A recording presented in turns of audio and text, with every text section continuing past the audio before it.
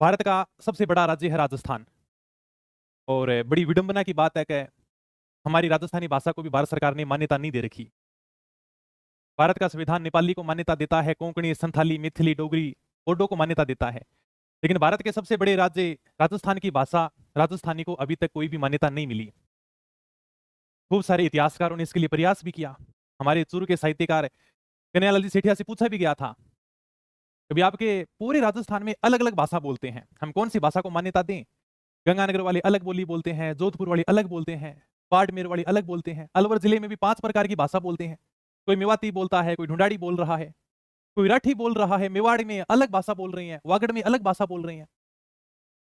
तो हम कौन सी भाषा को मान्यता दें? तब कन्हैयालाल जी सेठिया ने कहा था कि भाषा और बोली में फर्क होता है। भाषा वह होती है जो लिखी जाती है, बोलियां वो होती है जो बोली जाती है। आपके सामने टॉपिक है भाषा और बोलियां। भाषा लिखी जाती है, बोलियां बोली जाती हैं। मारवाड़ी, वागड़ी, ढूंढाड़ी, शेखावाटी, हाड़ौती, ये सारी की सारी बोलियां हैं। और हमारी तो कहावत भी है कि कोस कोस पर बदला पानी, 3 कोस पर बदला वाणी। मतलब कि हर 3 कोस पर हमारी बोलियां हमें अलग अलग सुनने को मिलती हैं। मुझे हरियाणवी बोली बहुत बढ़िया समझ में आती है। ऐसा नहीं कि केवल राजस्थान में बोलियां अलग अलग हैं। मुझे हरियाणवी का बहुत अच्छा नॉलेज है क्योंकि मेरी माँ हरियाणा की है। मैं हरियाणा के शब्दों के बारे में बढ़िया जानता हूँ। लेकिन मैं जो हरियाणवी बोली जानता हूँ वो अपने भिवानी, चरखी दादरी, जुई, लुहारू, रिवाड़ी वाली समझ पाता हूँ।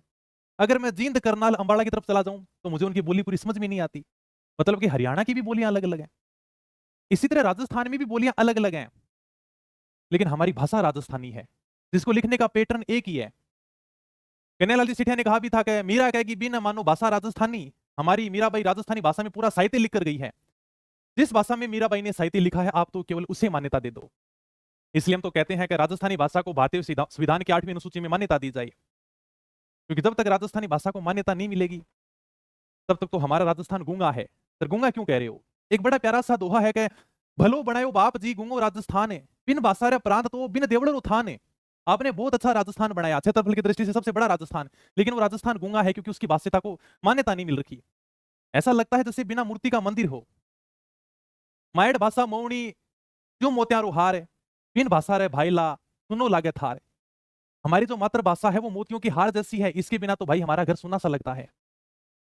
और अगर सही बताएं तो किसी ने राजस्थानी भाषा के लिए बहुत लंबे समय बाद में आवाज उठाई है, राजस्थानी भाषा के लिए समर्थन किया है, तो वो है हमारे राजवीर सर। सर ने राजस्थानी भाषा को दोबारा से जीवित करने का काम किया है। हालांकि तुम तो सब केवल एग्जाम की दृष्टि से पढ़ने आए हो। आपको तो ये ध्यान रखना है कि हमारी भाषा तो राजस्थानी है और उसके बाद में अलग अलग क्षेत्रों में जो बोलियां बोली जाती हैं वो हमारी बोली है।